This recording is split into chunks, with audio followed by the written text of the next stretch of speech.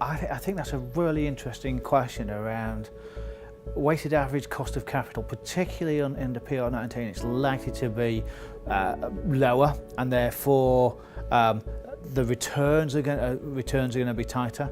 And I think actually, given that the regulator's pushing for innovation, which means that water companies need to take a level of risk, I'm not quite sure how the risk and reward equation is going to work out with a lower WACC. So I think that's a really interesting challenge. However, I think given that it is going to be incentive driven, getting those incentives right is going to be key, and getting them right to do different things, because the level of performance increase they need to achieve in areas of leakage, as an example, means that they can't just do the same things that they've been doing for years. They've got to do things differently and do different things. So I think that's going to be a really interesting challenge. For us, and something that we've seen, especially being a Japanese company with a heritage in lean, from what we see in the way that lean organisations do innovation, part of it is the way they procure.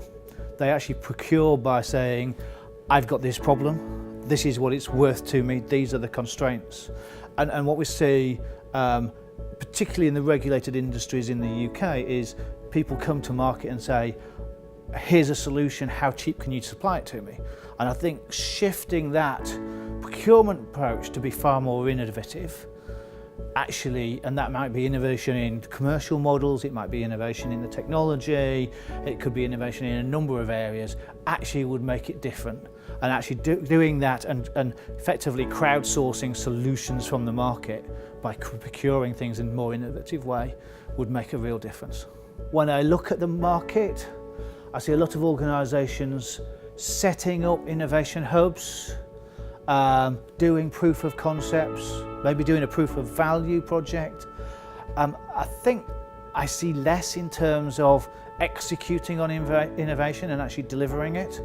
And that's partly because of the size of organisations, the way that assets are dispersed.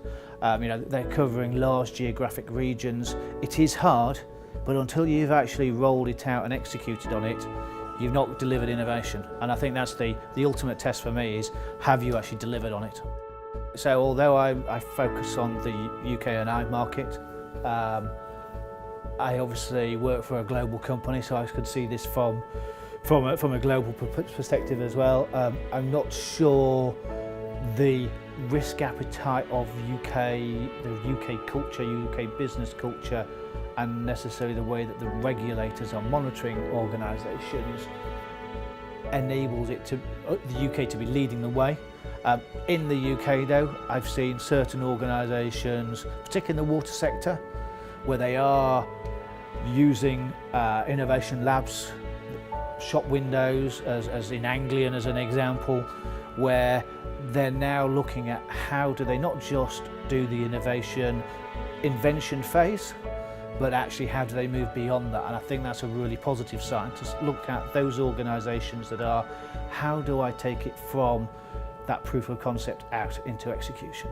And organisations like that are doing those things, rather than just keeping it in a lab and trialling things, is where I think it really works.